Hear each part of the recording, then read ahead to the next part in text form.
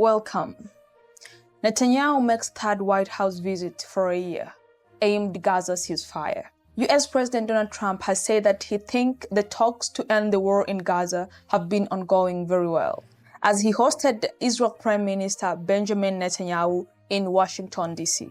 Israel and Hamas are holding indirect talks in Qatar for a second day, aimed at rescuing a ceasefire and captives deal in Gaza. Ahead of a meeting between Israel Prime Minister Benjamin Netanyahu and the United States President Donald Trump in Washington, D.C., will it bring for a ceasefire in Gaza?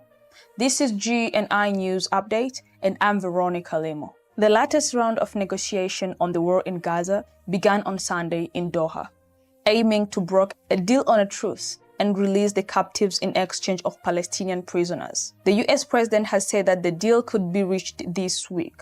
But even as the talks continue, Israel has not stopped its attack on Gaza.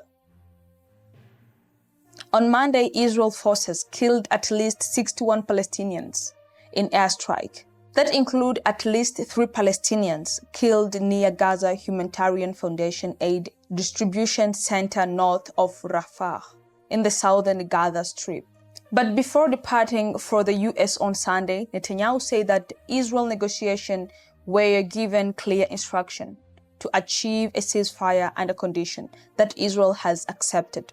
They have got a lot of hostages out, but pertaining on the remaining hostages, quite a few of them will be coming out, he told journalists, adding that his meeting with Trump could definitely help advance this deal. On the 251 captives taken by Palestinian figures during the October 2023 attack, 49 are still being held in Gaza, including 27 people that Israel militarily says are dead. Al Jazeera's reporter from Jordan, because Israel has banned the network from reporting in Israel and the occupied West Bank, said Netanyahu cannot seem to be going against Trump's wish, adding that Trump and Netanyahu meeting is being said as a very important meeting for Israel regional agenda, not just on Gaza deal. There are disagreements within the Israel cabinet that it will find difficult to adopt, especially on the issue of deployment of food aid distribution. That Netanyahu is under pressure, both from Trump and his coalition back home. The truce talks have been received following last month's 12-day Israel and US airstrike on Iranian nuclear facilities.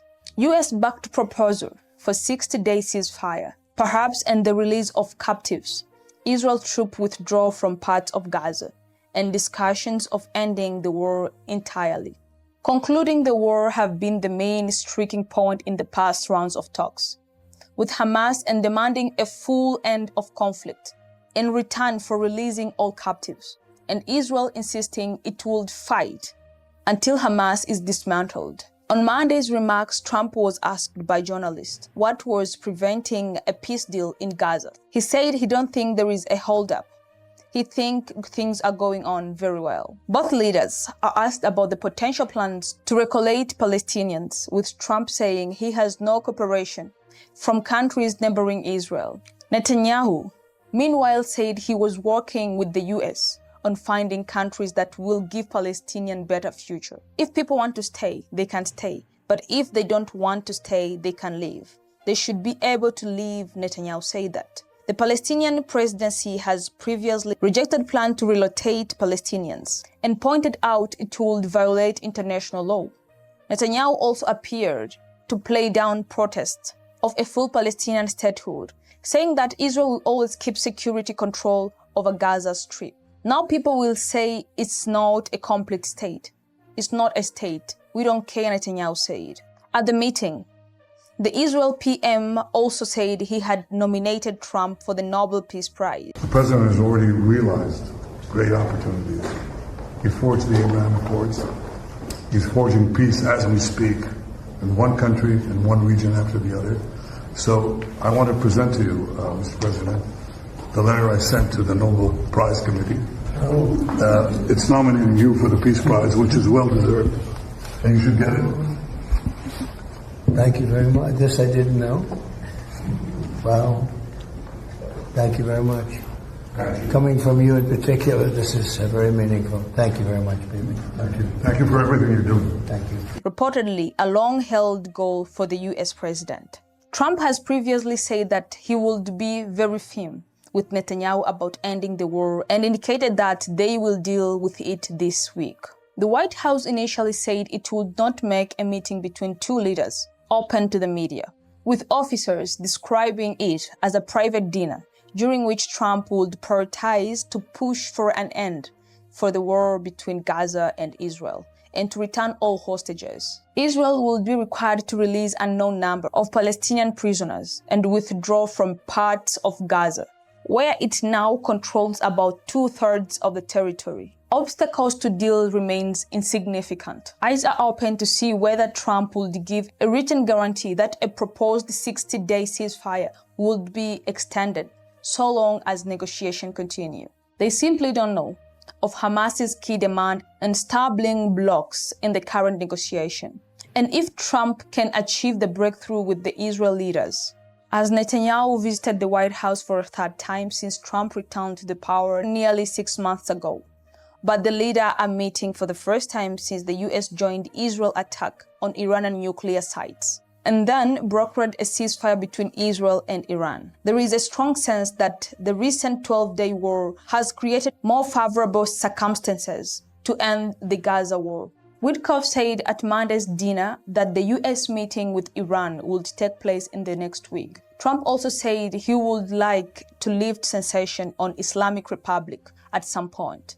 The US president has expressed increasing concern over the conflict in Gaza in recent weeks and believed there is a good chance for a ceasefire.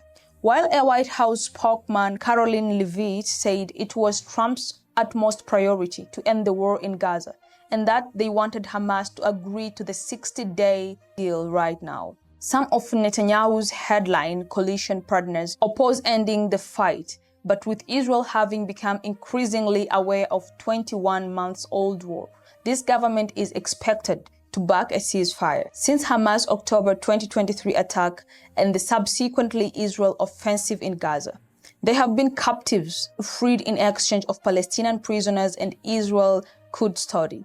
Recent efforts to broker a new truce have repeatedly failed, with the primary point of contention being Israel's rejecting for Hamas's demand for the lasting ceasefire. Israel's genocidal campaign in Gaza has killed more than 57,000 Palestinians, according to Gaza's health authorities. With all this death, will Trump achieve the ceasefire in Gaza?